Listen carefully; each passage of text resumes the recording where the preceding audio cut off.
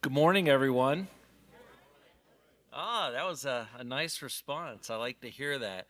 First off, I want to say keep in mind that we at the National Weather Service, we only forecast the weather, we do not create the weather. So don't blame us for all this rain that's happening outside. We are wet as well. At least it's not as hot as it could be because of the rain, right? That's a silver lining. And if it's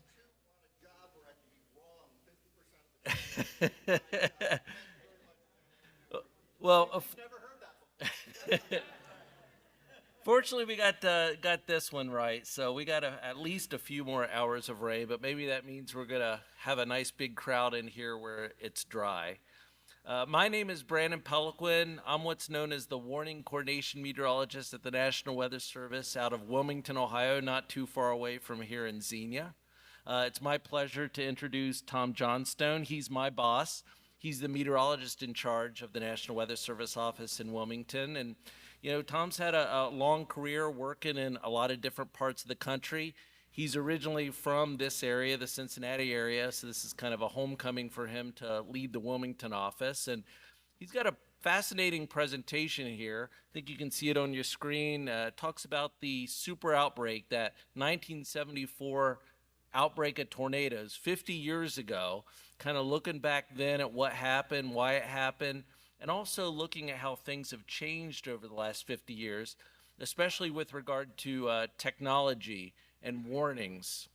So that's a really fascinating presentation. He's given it a few times already this year, this being the 50-year anniversary year, and I think this is going to be the last presentation. This is the swan song, so I think you guys are in for a treat. Gary Clark is sitting over there. He's with Dayton Skywarn, and Gary's going to pick up after Tom, and he's going to talk about the beginning of Dayton Skywarn, including and especially how that 1974 tornado outbreak affected Dayton Skywarn, and now they have changed and evolved over the years as well. So we've got some really good stuff. The air handler is quiet now. It may gear up at some point in time. I know Gary and Tom are going to talk as loud as they can, and certainly the microphone will help. But once we get to the question and answer period, could be sort of a challenge. So Nate McGinnis is back there. He's with the National Weather Service as well. He and I will kind of be out in the audience during the Q&A time frame and make sure that Gary and Tom can hear the questions and that you all can hear the answers as well. With that being said, I will give it to Tom. Well, again, I'll repeat. Good morning, everybody. Yeah, this is exciting for me to talk about this event. It's exciting to kind of close this chapter in remembrance. This is a personal event for me, the super outbreak of April 3rd, 1974. As Brandon mentioned, I grew up in Hamilton County. I grew up north of Cincinnati. And on April 3rd, 1974, we had a EF5 tornado hit just west of downtown Cincinnati. I have memories from that. I was a young child. I won't say exactly how young to completely date myself, but I was a young child. I remember the sirens. There were civil defense sirens in Hamilton County that were activated for that tornado, and I can remember that sound clearly to this day. It was a formative event. My mom was at work at Avon. So she was actually at work in the evening. So it was just me, my dad, and my basically baby little sister down in the basement for a long time. And when we finally came out, my dad said, "Oh my gosh, look at all that." And our backyard had a bunch of debris from the tornado that hit Sailor Park and also hit Rising Sun, Indiana. And we found in our yard an envelope and a letter addressed to someone in Rising Sun, Indiana, 50 miles away on the north side of Cincinnati, almost 50 miles. That was a really powerful thing for a young child to kind of see, wow, that's way cooler than dinosaurs. That's way cooler than being an astronaut. The next day, the Cincinnati Enquirer had a huge center spread. The Sailor Park tornado, which I'll talk a little bit about in this presentation, was one of the most photographed tornadoes ever up to that time. It was certainly the most photographed tornado of the event on April 3rd, 1974. The reason was it was a very high base tornado. It wasn't one of these rain-wrapped tornadoes that we can't see. The air was actually relatively dry around it, so it was visible from most of Hamilton County, certainly right in downtown from the Enquirer building and other areas looking off to the west. the tornado was clearly visible for a long time. Most of its lifetime as it crossed the Ohio River and before it weakened as it went up towards Dent was captured in camera. And that spread was in the Cincinnati Enquirer. And I remember my mom helped me cut that out, and I put it on my wall. I was hooked. So there was a big blizzard in Ohio in 1978. That really helped cement that. I remember walking across the fence line to the neighbor next to me. The snow was so deep and so drifted, you could walk yard to yard right over the fences, no problem. So those were events that kind of stuck with me. But this event was really the reason that I became a meteorologist. I've been in the Weather Service. This is my 32nd year. Brandon said I've seen some things. I've worked at 8 different National Weather Service offices. I've worked in Cincinnati at the office before it closed, South Carolina, I worked in Texas, I worked in Florida at the state capitol there in Tallahassee, worked in Nashville where we had more tornadoes and flooding than I like to think about, worked in eastern Kentucky at the Jackson National Weather Service office. Took the landfall of Hurricanes Michael and Hurricane Harvey in back-to-back years at the weather services I was working at. So incredibly busy time throughout my career. But one of the constants was the involvement and the relationship with our amateur radio groups at the National Weather Service. So before I get into this outbreak, I am going to take just a few minutes to show my thanks and highlight our amateur radio groups, which go so far above and beyond to help keep our part of the world safe from the severe weather. My co-author on this, he's not here today, but he's been with me for most of the presentations that we've given, state emergency management conferences, other places, Ethan Raby. Relatively new, Greene County. He works right here, right in downtown Xenia. Relatively new emergency manager. We got to know each other through this process of remembrance. He was far too young to remember this, but it sparked a journey of interest in him where working with Greene County Archives, the city of Xenia folks, he really learned a lot of the stories and the devastation that hit this very town that we're in right here. So we'll share some of the data, some of the stories, some of the photographs that Ethan pulled together as he learned about the tornado. First, appreciation for our hams. So Paul Geringer is someone I've worked with for a long time. I'm at the Wilmington office now. It's my second tour at Wilmington. When I came back in the late 90s to work at Wilmington, Paul was one of the stalwarts there in terms of keeping our local amateur radio group involved. They never say no. They are always willing to come in and help. And more reports than I can think about have been passed on from our amateur radio operators. They coordinate with 4 primary groups around our county warning area. You're going to hear all about the Dayton group from Gary. I think, Gary, this is the old digs, right, on the slide right now. This is the old TV station digs. I don't think you guys operate here anymore. Oh, you're still current. Okay, good. The Cincy group. So my first National Weather Service office was at the Cincinnati Airport. And I started there in 1993. And we had severe weather right out of the gate. My first and second day as a new meteorologist for the Weather Service, we had severe weather. And these guys came in and sat in this little room off of our operations area and just magically pulled reports out of the air as the storm, severe weather, cruised through the Cincinnati area. All those guys they're all gone now. But it showed me the power of amateur radio and what we can do when we engage that incredible network of folks that want to help. By the way, you might have noticed I'm a ham as well, KJ4FYN. Please help my staff understand that they should get their license. It's a great way to, it's a great interest.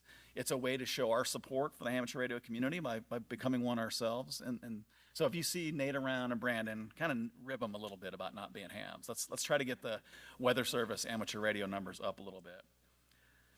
There's a Columbus group that for a long time operated out of the old National Weather Service office at Port Columbus. Eventually that building, I think, got torn down. They had to move. But 3 big cities, all with amateur radio groups that activate and funnel reports to Paul and his team at the National Weather Service in Wilmington. And last but not least is our West Union group that serves northern Kentucky and the south central part of Ohio. So these 4 main groups, all linked together through all the repeaters and all the magic of amateur radio, keep us in tune with what's happening out there in real time. So I just want to say a few words about how important that relationship is and how much we depend on the information that amateur radio operators provide. All right, we're going to talk about Ohio tornadoes. I'm going to talk about some national tornado trends. I'm going to share some data with you today that may surprise you a little bit. Kind of goes counterintuitive to what you might have heard through other sources. At the end, I'm going to run through a couple cases that we had in Ohio today. We've had a horrible spring of tornadoes in Ohio this year. Logan County as bad as anybody. I'm going to talk about some of the tools that are evolving in terms of machine learning and artificial intelligence that you can look at right now It's not better than the Storm Prediction Center. It's a tool they're using as well, but I want to show you what it looks like, talk about how it can be used, the strengths, the weaknesses, but just introduce you to it a little bit, because if you haven't seen it, there's some pretty cool stuff. All right, so the last couple of years have been hyperactive as it relates to tornadoes in the Ohio Valley. Ohio had 60 tornadoes last year. The tornadoes last year were a little more skewed to the northern part of the state. I know Toledo, Norwalk, Huron, all those areas really got hammered by tornadoes. We had our fair share, but the stronger tornadoes were really up in the northern part of the state. That shifted this year. Much more of the central part through central Ohio and west central Ohio. The I-70 corridor has been especially hard hit.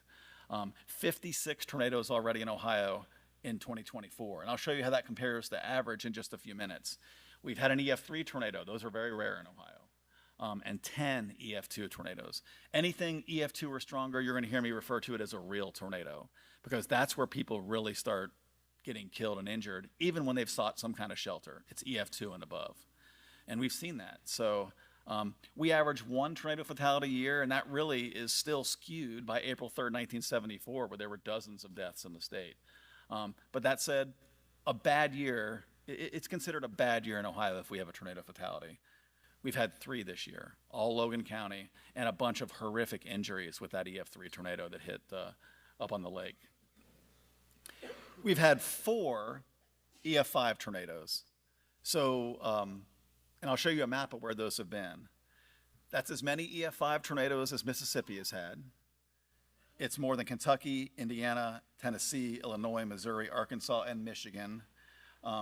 Oklahoma and Alabama have had 7 EF5s each. Those are the kind of the big numbers.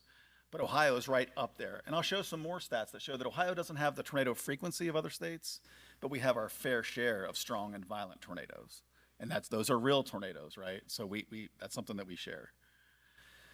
This high-tech, very well professionally done map that I put together shows where the 4 EF5 tornadoes have struck in Ohio. Have not had an EF5 in Ohio since 1985.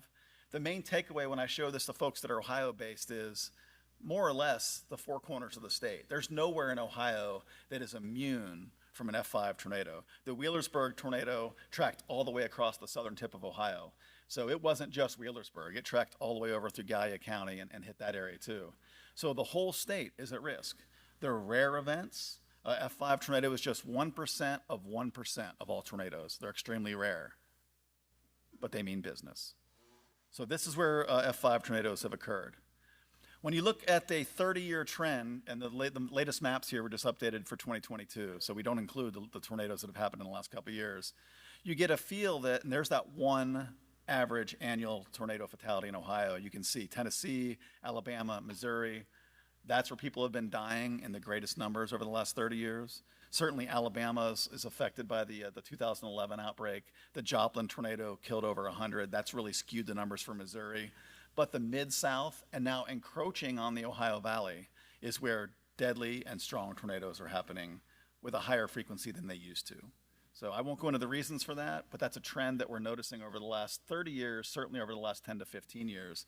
And for my team, it's a real challenge that we've got to stay ahead of this and make sure that we're doing the best forecast and warnings we can. And they really have this year. They've gone above and beyond.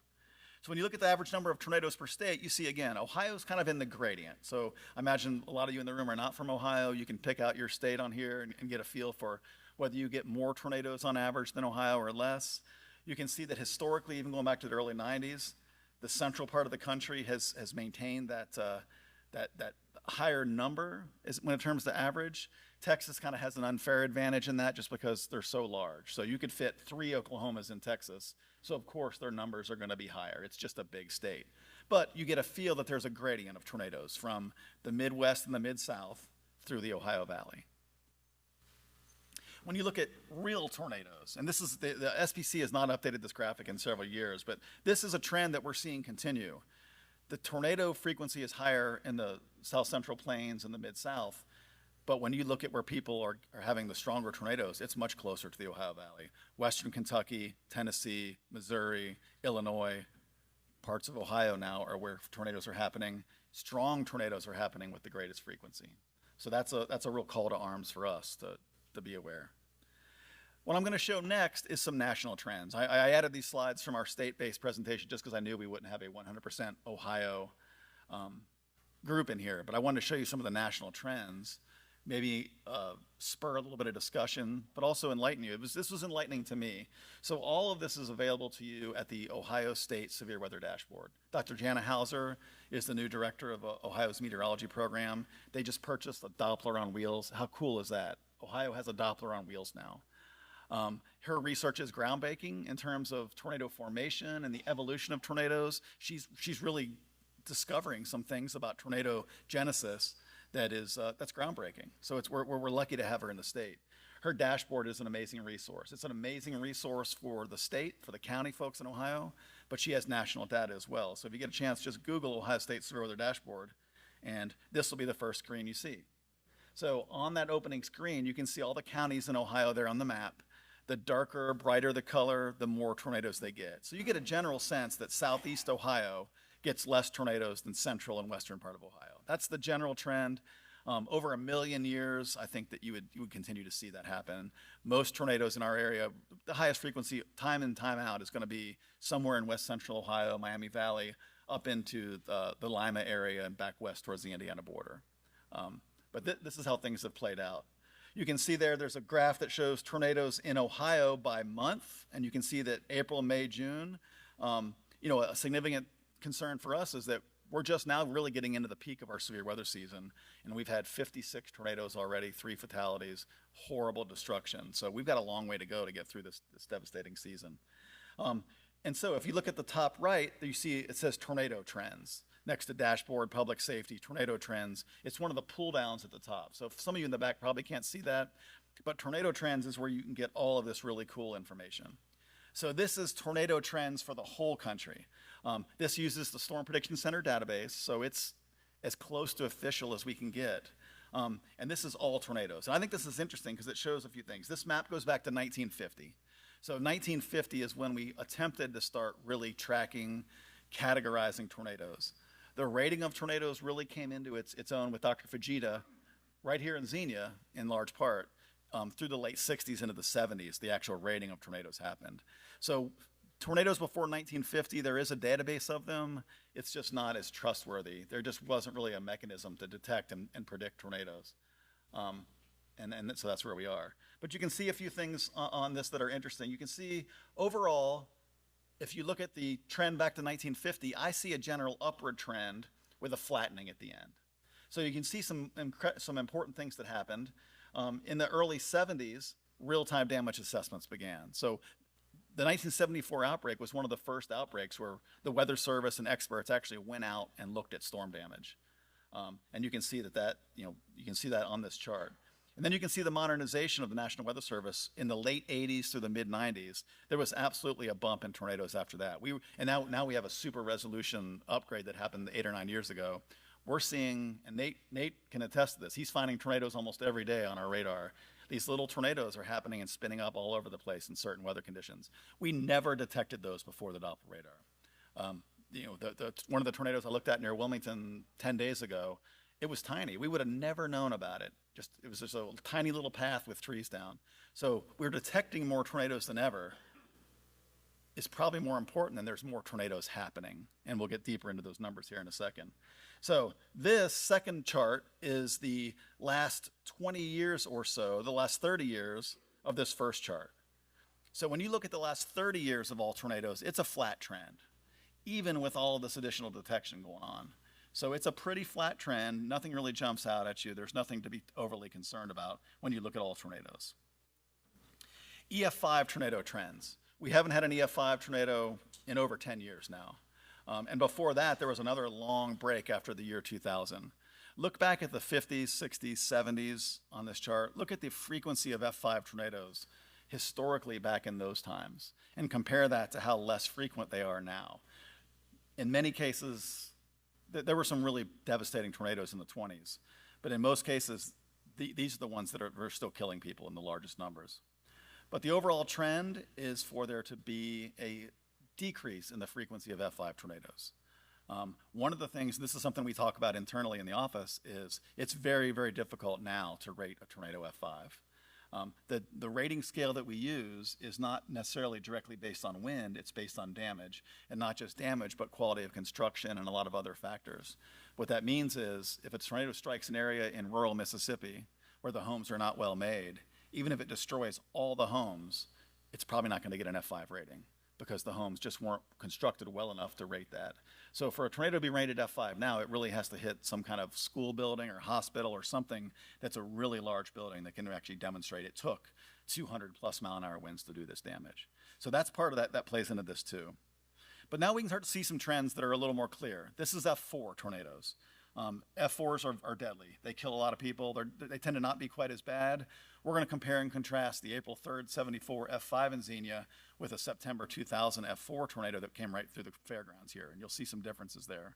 But the trend here is down. The trend is unmistakably down long term, the frequency of F4 tornadoes. I don't know how well the yellow will show up in the back or in the room, but the same is true for EF3 tornadoes. EF3, EF4, EF5 tornadoes are getting less frequent with time.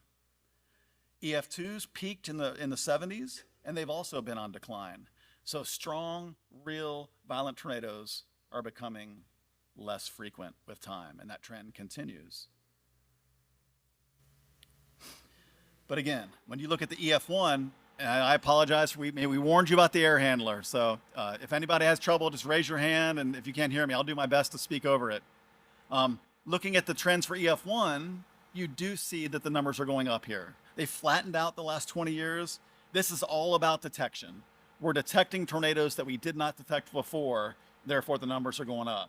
We were always detecting EF2s. We were always detecting EF4s. Those numbers are coming down. It's interesting. I'm not a climatologist, I'm a meteorologist, but it's interesting what might be causing that. One theory is that as our Earth warms, it warms faster in the northern latitudes. The poles are warming faster than the tropics.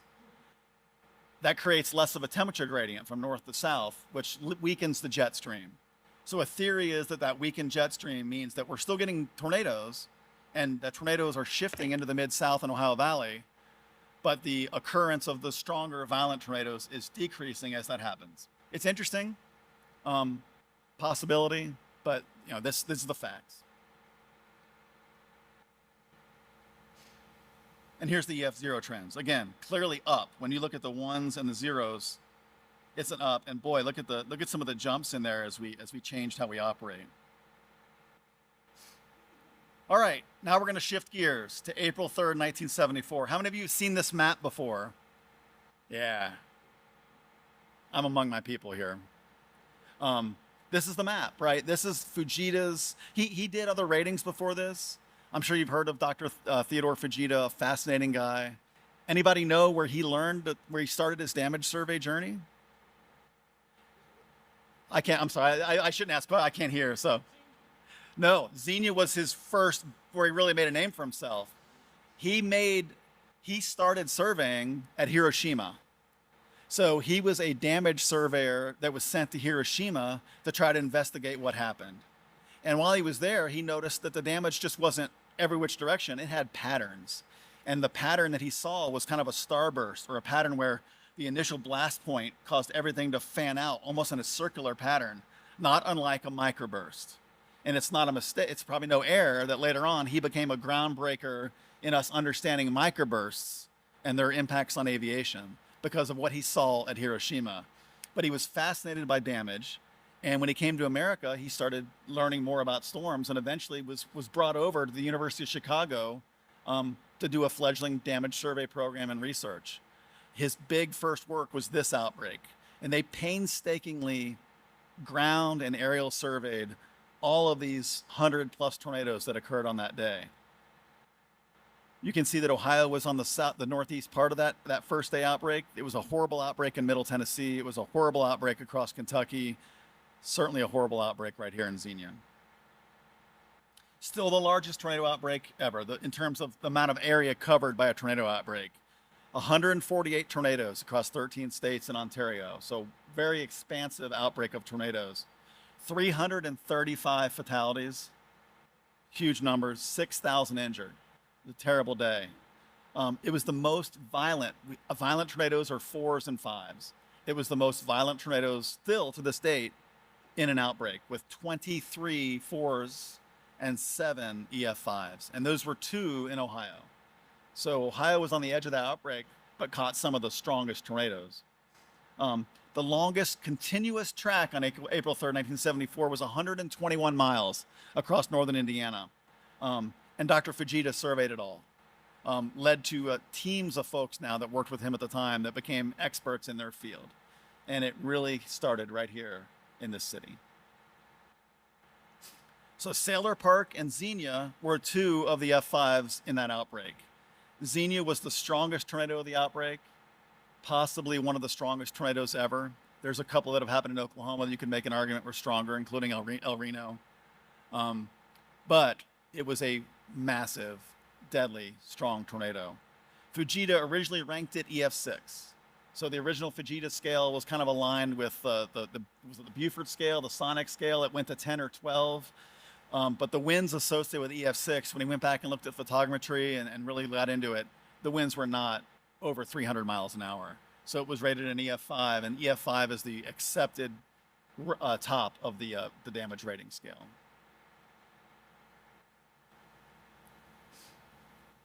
So make sure the internet stays connected here.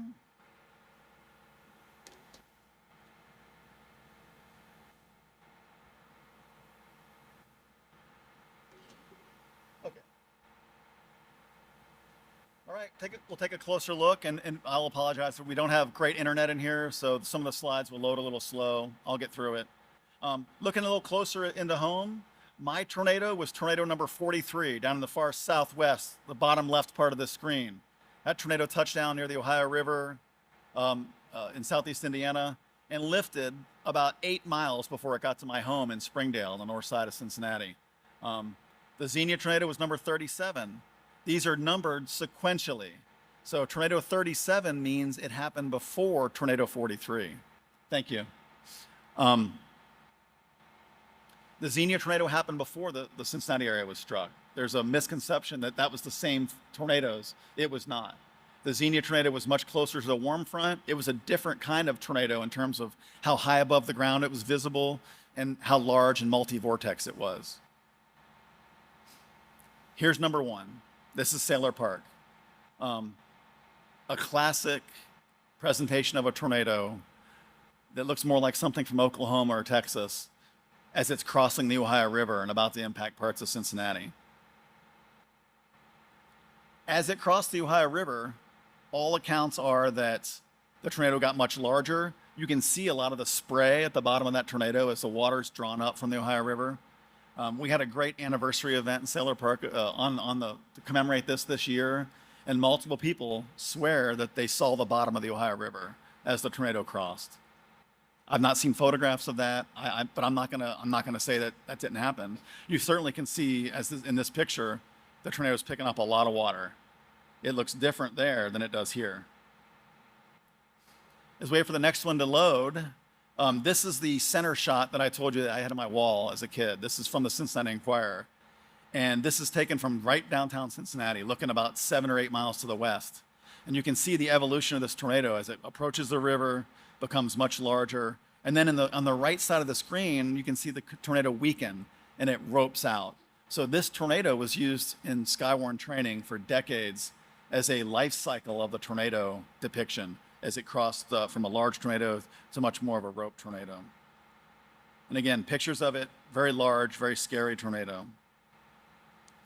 It's the only tri-state tornado that day. It hit 3 states, Indiana, Kentucky, and Ohio. It was on the ground for 21 miles, moving forward at 55 miles an hour.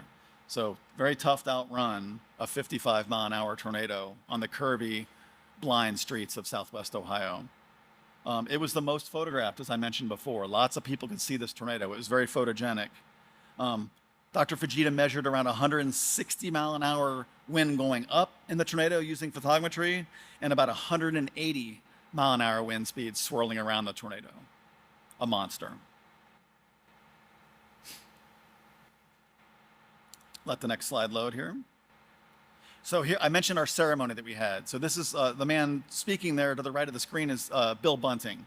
He's the deputy director of the Storm Prediction Center, basically runs their operations at the Storm Prediction Center. And it's the day that got him interested in meteorology as well. Not from Xenia, he was in Virginia, but this day still hooked him. There's a lot of meteorologists in the Weather Service that go back to that day. I want to show off some of our team members in this picture. This is the Sailor Park ceremony. In the middle, you might notice Brandon Peliquin there under the E in Sailor. Next to his right is Scott Hickman, Matt Campbell to Brandon's left, and sitting down there is Kristen Cassidy. So any of you that work for that are in our service area, you've probably seen correspondence or talked to some of our people on our team. But we did the team here did a great job putting this commemorative event together. And there's Bill speaking. And there's a group including our Hamilton County Emergency Management, State Emergency Management partners, Bill Bunting, myself. It was really a good day. Now we'll come a little closer to home. So the Xenia tornado did start small. It started west of Xenia. Homer Ramby was a resident at the time and got a bunch of amazing photographs of the tornado. How many vortices do you see in this tornado? More than one, right? The Xenia tornado was one that really opened people's eyes to the likelihood that tornadoes were not just one funnel of air, but in many cases had multiple vortices, smaller tornadoes rotating around them. This was proof of that. This is how it started. It's just a small couple vortices dancing around each other.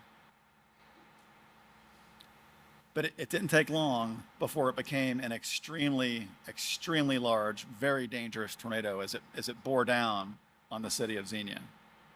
Look at the scope. It'll probably be hard for some of you to see in the back, but look at the scope of damage and destruction on the ground in this picture. At least a half-mile wide, blocks wide. Impossible for people to find their homes because all the street signs were destroyed, all the homes, all the landmarks were destroyed. A massive, massive tornado. Compare that to a tornado in September 2000, which killed someone right here on the fairgrounds. This was a killer tornado right here at the Xenia Fairgrounds.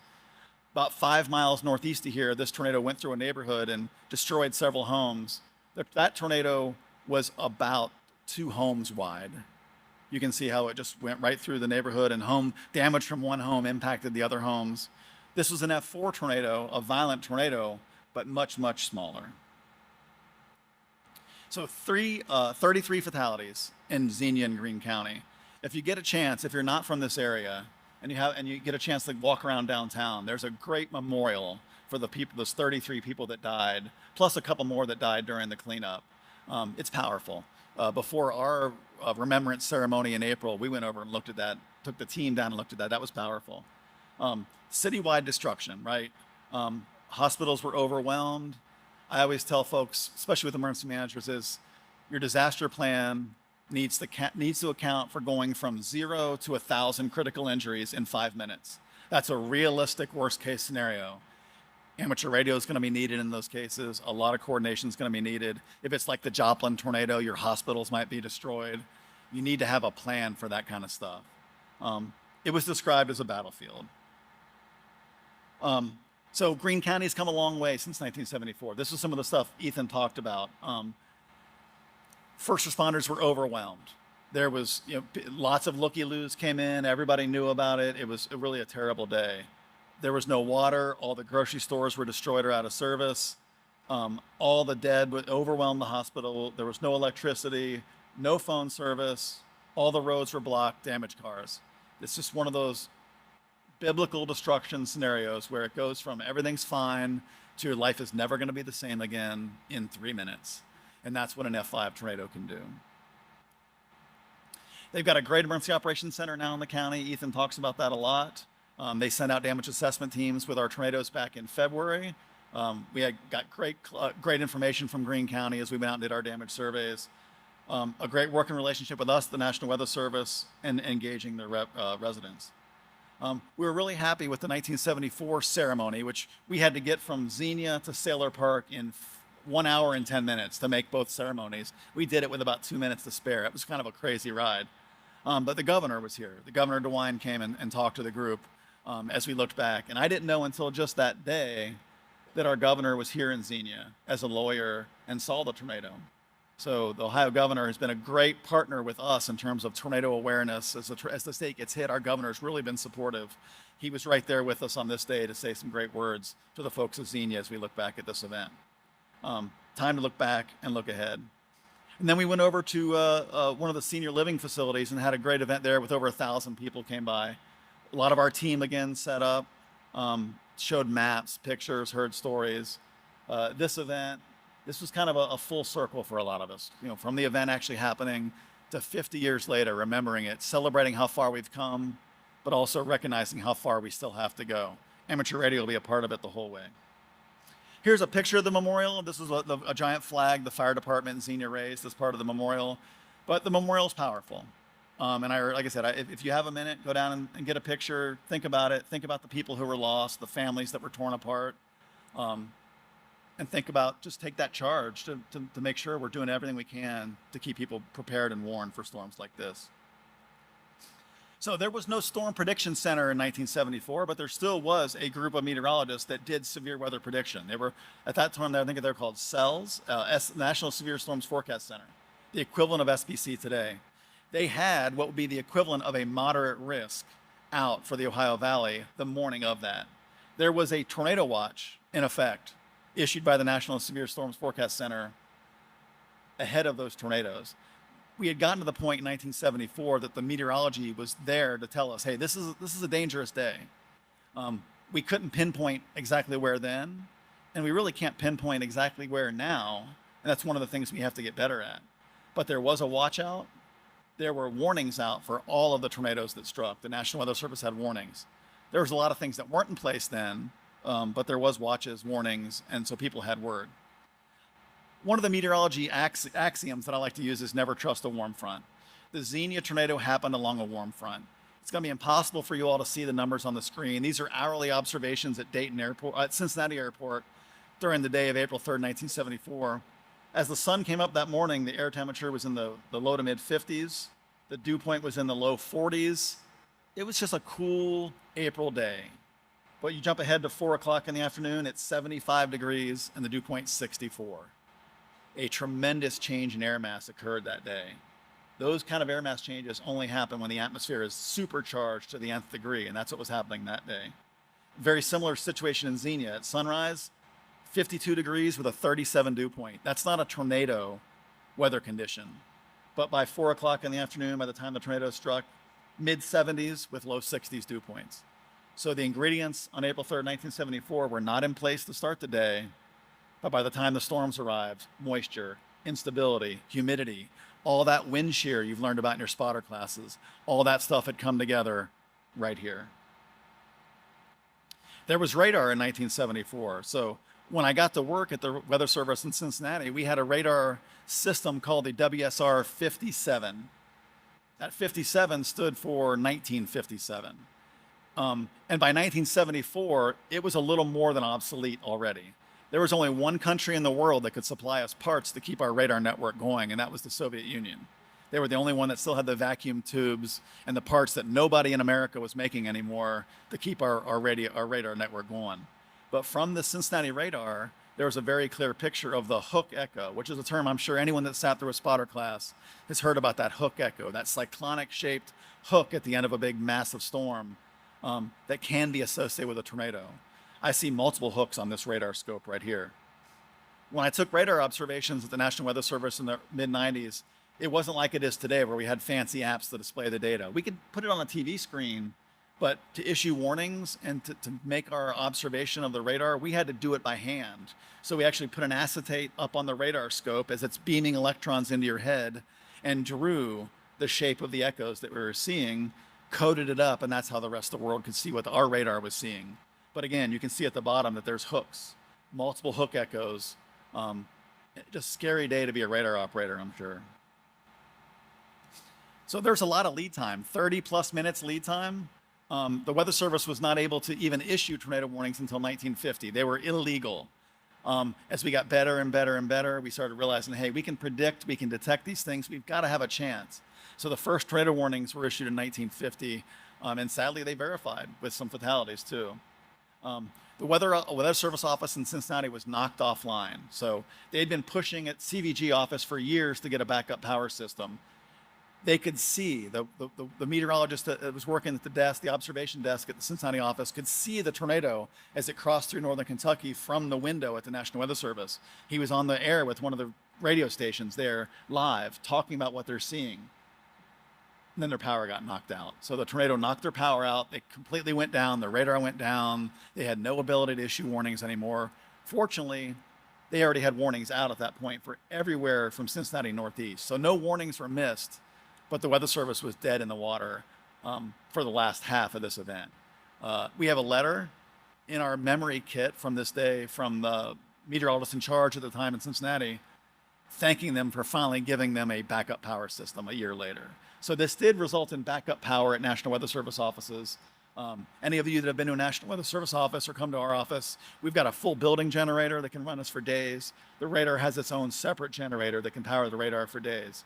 We've learned our lessons. And this was the day that really showed how critical it was to have redundancy in the systems that we use.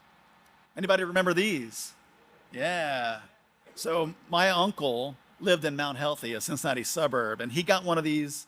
Weather radio came to Cincinnati, I think, 1975. There was no weather radio in Cincinnati, or Dayton, for that matter, for the tornadoes on that day. But again, this pushed the Weather Service to take what was a fledgling marine warning, starting to be a national warning system, to push us out into having an actual radar notification. The weather cube. I would go to my uncle's house and I'd just sit down on his couch and I'd just push that button. And man, I love to hear the temperatures come on and the forecast come on, and it was really cool. The Weather Service modernized since 1974. So when the 1974 tornado outbreak happened, there was Weather Service offices in Dayton, Columbus, Cincinnati, Mansfield, Toledo, Youngstown, Canton, Akron, Cleveland. Those all consolidated into basically 2 offices. By closing the offices, we were able to fund a multi-billion-dollar Doppler radar expansion. So we modernized the staff, went from a primarily technical staff to a primarily meteorologist staff. And we upgraded the radar system to a radar that was not solid state, that had real issues, to one that is solid state, that's computer driven, that has the ability to see through precipitation and detect air motions in storms. Thank you. It'll be back. So this is our National Weather Service office. So we launch weather balloons at least twice a day at the National Weather Service in Wilmington. We've got a Doppler radar system. You can see our building generator and the radar generator and just everything we have. So I urge you, if you haven't, reach out to your local National Weather Service office and come visit. The fact that you're a ham will definitely open some doors if you have any issues there. One of the biggest improvements with tornado warnings since 1974, in my opinion, in addition to weather radio, which is the number one, is WEA, wireless emergency alerts.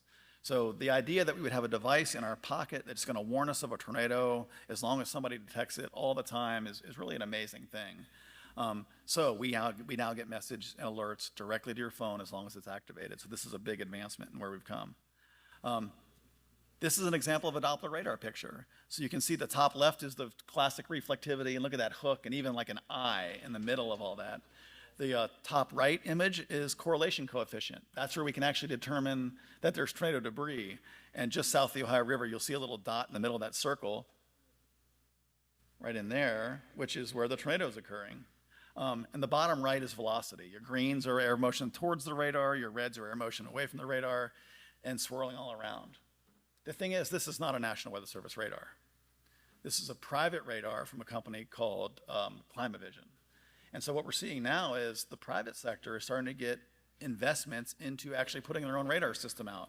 I'm going to run through real quick the Weather Service's plans for radar modernization, but our private sector partners are investing real money, and several of these are going in Ohio in the next year. So really fascinating stuff. I suspect this video will not work just due to the slow internet. We'll give it just a minute. Any questions while we have a bit of silence and we're waiting for the video to load? Yes, sir. Oh, hold on. You say E4, E5, is it based on the power of the tornado or the damage? The damage. So what they try to do is take the damage and then retrofit back what the wind speeds were. But it's a damage scale primarily. So this is a live shot of what was happening on that radar picture that I showed you. Look at the tornado crossing the Ohio River there. Look at the swirls of wind as this thing comes across. Really amazing, and amazing to see it with that much detail on a radar that was, this is a private sector radar that was just 25 miles away from that tornado. Pretty cool stuff.